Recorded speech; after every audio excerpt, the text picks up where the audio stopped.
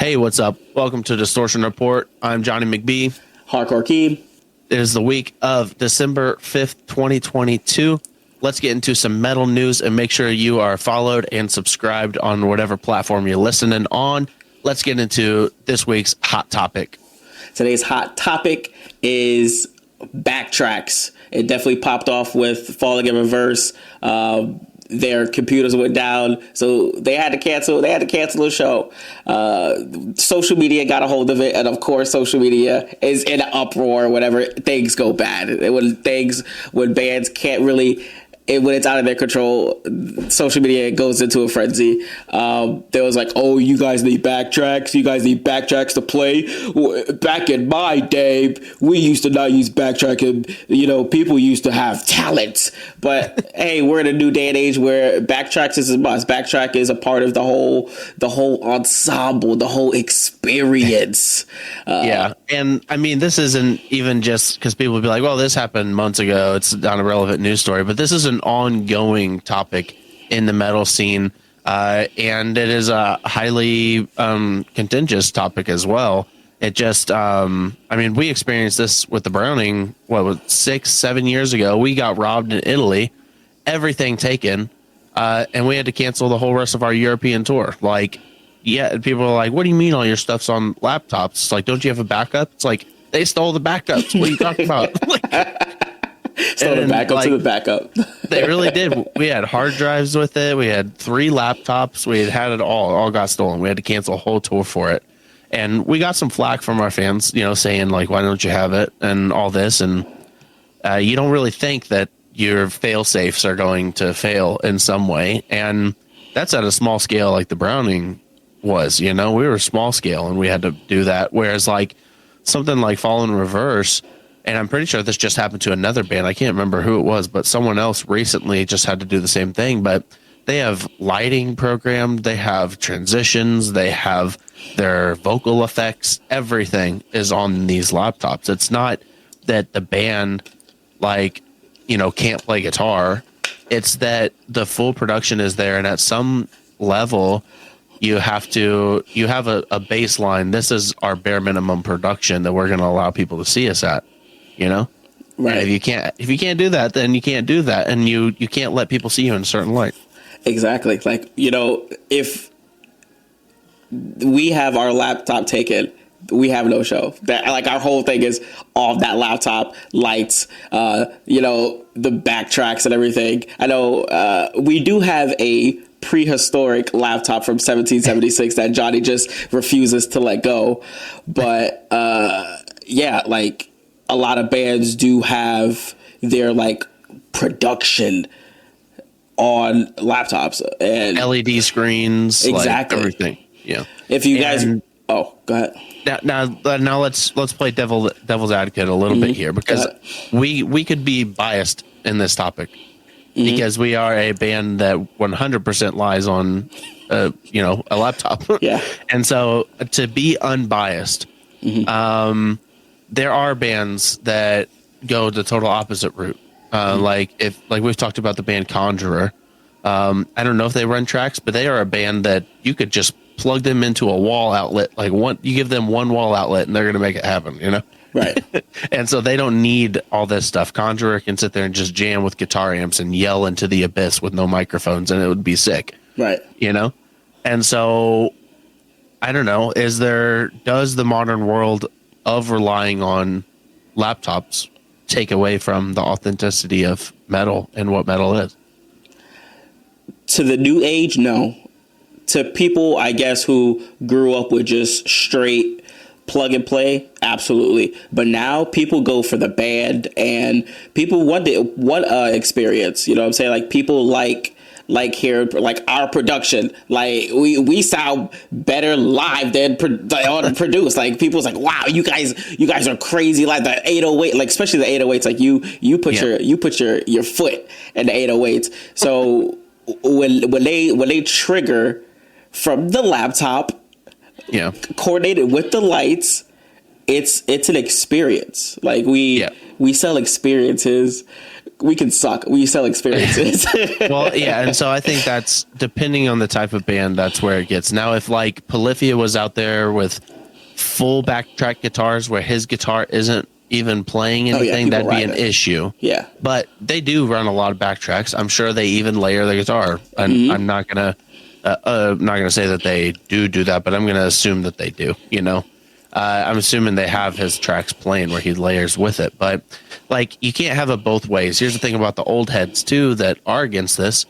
If they went and saw, you know, Metallica, and Metallica doesn't use backtracks for guitars, but they'll go see that and they'll be like, man, James really can't downpick as good as he did. And yeah, the drums don't sound that good. They, you know, sound weak. Well, it's like, well, if they layered in some backtracks and, you know, maybe whenever he's 65 years old, they should track the guitar, you know, just so it sounds good. Like, it doesn't sound like it used to. It's like, well, if they ran tracks, maybe it would, you know?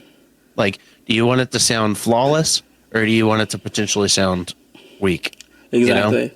And so that's another thing. People are going to complain no matter what. Exactly. You using a computer, they complain. You miss one note, you miss one down chug, people complain. Like you was talking, like James, he does suck down picking. Somebody was right up in his face and he was like missing, and people was up in arms. He can't play this anymore. Like he's in his 60s now. Like, what do you expect? Like, he doesn't have that same flame he had 20 years ago. So yeah, no matter what, people's gonna complain. You know, you could be the most perfect band, somebody will find something to complain about. Yeah, and I mean, I think that I think that a lot of people look at like what hip hop does, where they basically just play the full song and they barely even like rap over it a lot of times. And honestly, a lot of metal bands are going towards that direction where it's like the vocals are in there fully, all that. Like the vocals being fully in there is the one part of this where I start to kind of like get a little annoyed by it. Like, I do vocal layers, like there will be parts on Browning songs where it's the big vocal part and I'll have them underneath me in the track, but I try to have my live voice be the forefront. There are some bands where the vocals are fully on top, and that kind of bugs me. And so it's like, but I can't pick and choose, you know? Right. Do I want full tracks or do I want no tracks? Like, it's me partially being like, I don't know. Something has to be natural here. Hey, each band is different. Yeah. I totally get it, because it's like you said, like, shoot, Lil Uzi, straight, everything is backtracked, everything is playing and he barely says 5 words, and people still be like, oh my gosh, he put on the best performance. It's like, that's you know, that's what I'm saying. Like, it's whoever's there, they're trying to sell an experience. Like, you don't gotta really have talent anymore. Well, and so that's what I'm saying. It depends on the person. Like I said, with Polyphia, they need to play that crap live. The Browning, people are there for performance art. They're not there for musicianship. So I think that's kind of where you get the distinction of which one you can do it. So make sure you leave a comment down below on your preference on this. Are you cool with people doing heavy backtracks, or you'd rather people start laying off them? So make sure you leave a comment down below. And now let's get into the 5 headlines for this week. Crystal Lake is nearing the end of picking their new vocalist, and you know we're rooting for our boy John. Hey, listen. So they did a live stream. It was in the morning, our time. I was able to catch some of it. Listen, John puts on one heck of a show. His crowd control is insane. His vocals are better than ever because he fits the mold so well. In my opinion, I'm not even just being biased. If he did, I'll be like, hey, yo, John, listen, you know, so it's a little shaky, but he fits it absolutely well. And this is a follow-up from last week. We talked about this last week, how they were doing it and they were going to be doing the live performance. And I had mentioned that I didn't know if John's style would particularly fit Crystal Lake, really, because he just just from what I've heard from him, about our big experience with him is last 10 seconds of life. Well, once I saw the videos of him on stage with Crystal Lake, 100%. He does fit it. He has the energy for it. His voice sounds really, really good with their music. It's just super powerful and aggressive. And so like it straight up surprised me. I think John could actually very much fit that bill, like very, very well. Oh, absolutely. So John. And now there are the other vocalists. They're good. I don't know their names exactly because again we're here with our boy John. We're trying to make that happen. Yeah. And but the other guys are good, and they're moving into the finals. So what they're doing is they're doing this in segments, and they've kind of done a knockout like an American Idol type thing. And so they're going to the final where it's 3 vocalists at a live show. So make sure you follow Crystal Lake on the Instagram so you can see these streams, so you can be notified of what's going on, and make sure you let Crystal Lake know how you feel about our boy John. That's right, John. Yeah. And so, best of luck to him and best of luck to Crystal Lake, whoever they have. Obviously, all these vocalists are great. So, heck yeah, excited to see it. It's a cool concept, what they're doing. And let's get into our next one. And that is Heaven Shall Burn and Trivium are releasing a split record where there's 2 songs on it, where each band is covering one song from the other band. And this whole thing is coinciding with them going into a European co-headlining tour. And so the reason I mainly want to talk about this, they're just releasing a 7-inch vinyl with 2 songs on it. That's not a big deal, but it is cool to see these bigger bands collabing in different ways like this. They're doing a co-headliner, and they're doing a cool thing to promote that by releasing this cover vinyl. And then I think the stuff like this needs to happen more. I think there needs to be more collabs. Like, was it Not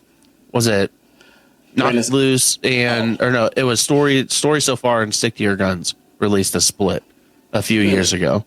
Yeah, and so seeing bands do splits like this used to be a bit bigger, and especially in the smaller kind of hardcore scene was a big thing. Yeah. But I would love to see it more from a big scale. That's, I've never even thought about that. I know bands like collab on songs, but I've never seen like a whole split come out of like Story So Far. Yeah, Story So Far and Stick to Your Guns did a whole EP together. Oof, and that's crazy. Yeah, that was really cool.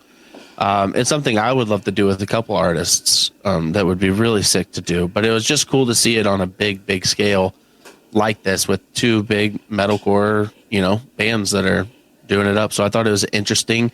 If you're in Europe, make sure you check out those dates because Heaven Shall Burn and Trivium put on a good show. And, Heaven Shall Burn, those dudes are legends over there in Europe. So got to be checking that out and make sure you pick up that because I'm pretty sure it's going to be a very limited vinyl too. So please, more bands, do some splits, do some collabs. Who we split with? We get a 4 song split with one band. Who you want to choose? Well, okay, if you're choosing there's 2 options here. There's the one that wouldn't happen and the one that could possibly actually happen. So if I could choose one that obviously would never happen, it'd be splitting with Rammstein, but I wouldn't want to bring them down to that level. Now, the one that's realistic, I would love to split with Cell Dweller. I think that we would make if Cell Dweller and the Browning did a split, I think it'd be the best electronic metal album ever written. There was already a remix song, so might as well. No, but I'm talking getting in the studio, me and him, right? Cutting it up. Yeah, you know what I'm saying. You got to teach him some stuff, though. I'm not gonna lie, you got to teach him. Some. Yeah, but he's gonna be teaching me some serious crap too. That's what I'm saying. If me and him get together like that, I think we would make the best electronic metal album to ever have existed. Hey, Cell Dweller, I've known you since Need for Speed 2. Let's make it happen. Make it happen. There you go. And I think more bands should do it. Yeah. So, good job, Trivium and Heaven Shall Burn. It's good to see. Boom. And moving on to our next topic, Phase 1 collab. Speaking of collabs, Phase 1 collabed with Erra, metalcore legends, and a track. If you guys do not know who Phase 1 is, it's an EDM artist. EDM and metal kind of always cross, which is great to hear. If you guys haven't heard the track, definitely check it out. It's heavy, it's poppy. The thing with this is we're going from 2 metal bands collabing, which is great. And then we're going to a collab that seems to happen more often than the two metal bands collabing. We're getting, two totally different genres collabing. And I don't know, when I listened to the track, it almost just sounded like it'd be just a metalcore song. Yeah. Except that there was a little bit, there's electronic drums in like the chorus or something, and then some more synths in the background than what Erra might typically use. So, I mean, the song is good, and it's cool for Erra to have opportunity to collab with such a big artist, and it's cool for Phase One to be able to collab with someone that's different than what he's typically used to. But I don't know. I would have expected it to be a little more, different, a little more full-on collab. It sounded like a metalcore song with some synths. So basically, the browning. No, better than the browning. Better than the browning. So okay, I see what you. So you wanted more of the EDM elements, like heavy, like center stage, and then like the metalcore in the background, or. Well, I guess more so that because the thing is, if you're looking at it from our perspective, we're metal people. Right. But from Phase One's perspective, he probably wanted it to be more metal for his fans. Okay. So it's kind of hard to find that vibe, but it felt like it needed more of like a substantial like drop, like an EDM drop. Whereas, but again, I'm not trying to do a freaking song review right here or something like that. But it is cool to see those collabs, but we are seeing them more often. Like Adam from Oceano did the Kaizo songs, and it's cool to see these. But I am more excited to see more metal collabs, metal on metal.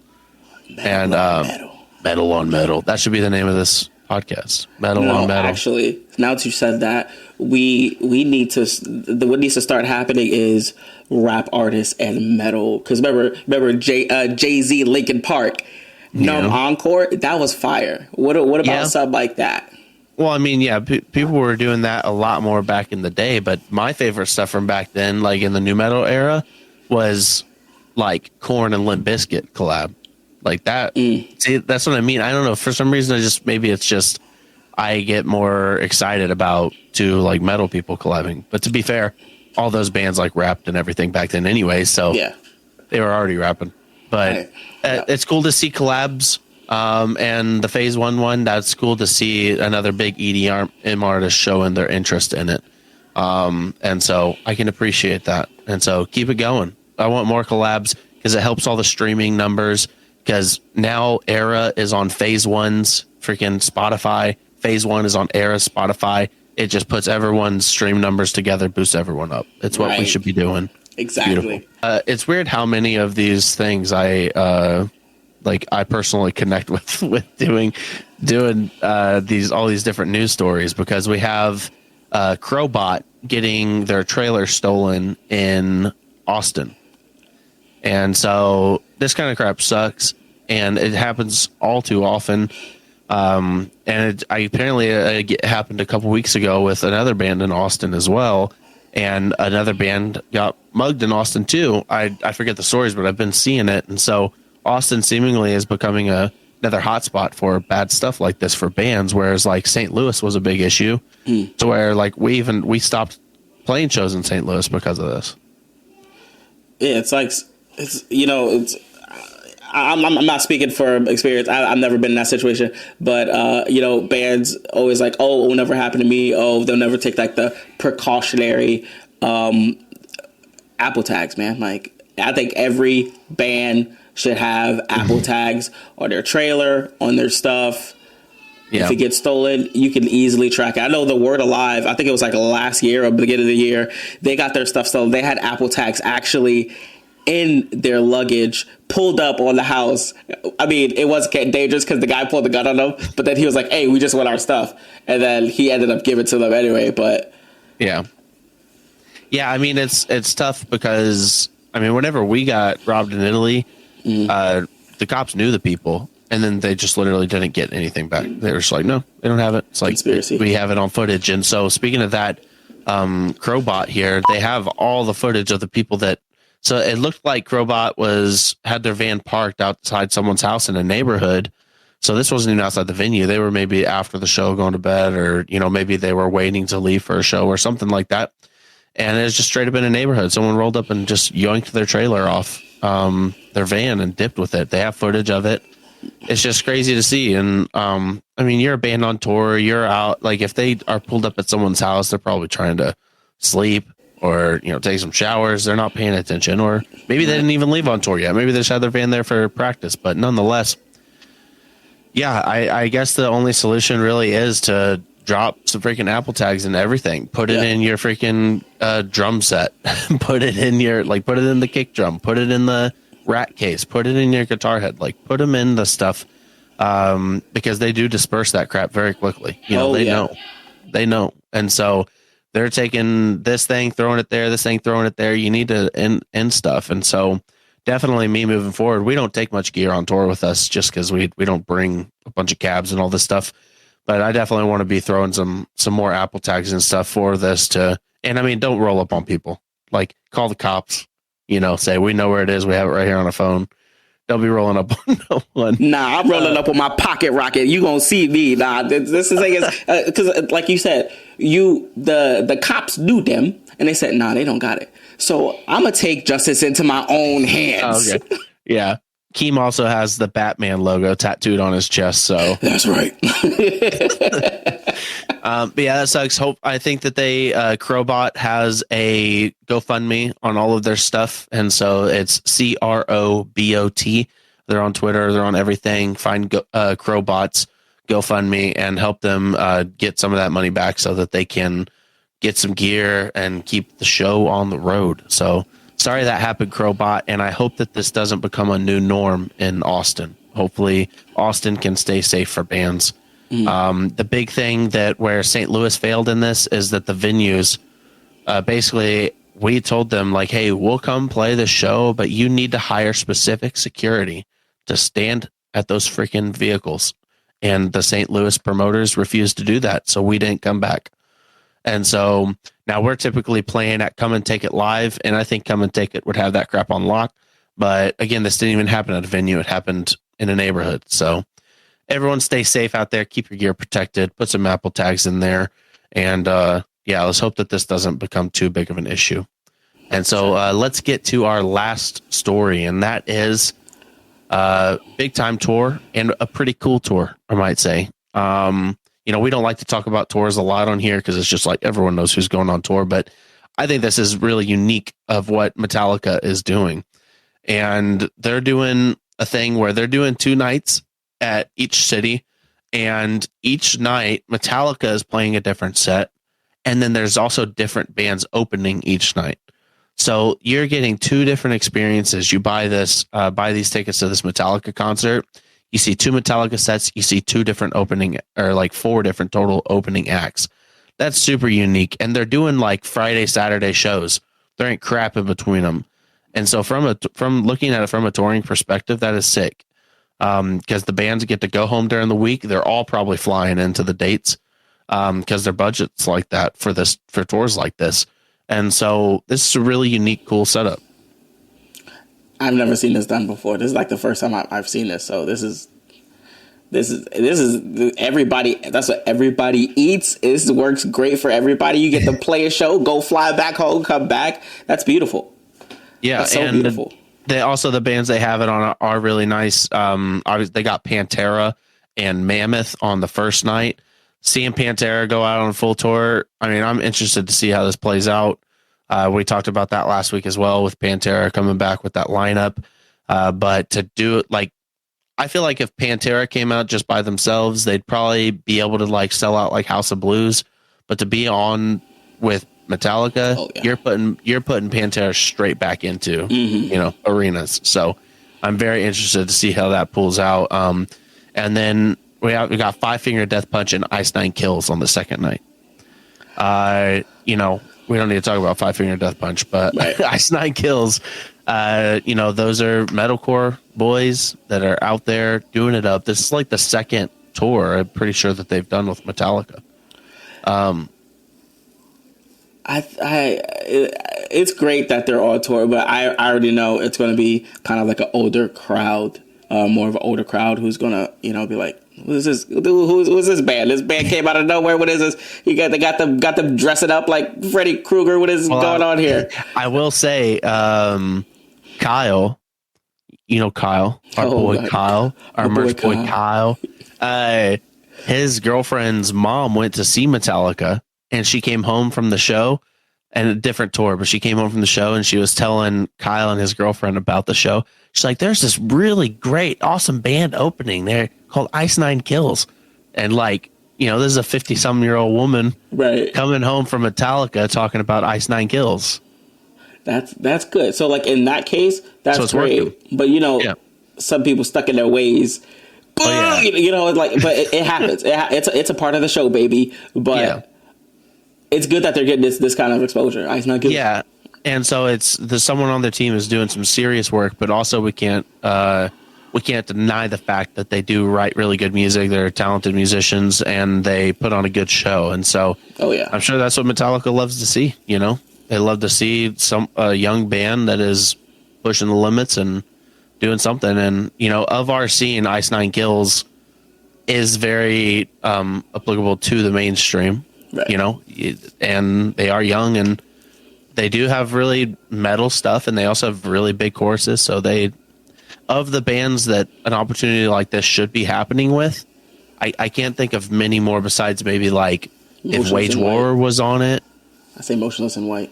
Well, I think Motionless might be a little too synthy for like playing with Five Finger Death Punch and Metallica. I think so. Like Ice Nine has a lot of orchestral stuff, but I mean, imagine like Wage War or because they're very metal. They have a lot of mainstream potential now, but I don't know. Ice Nine Kills, I guess, is just more unique in that aspect, so they really stand out.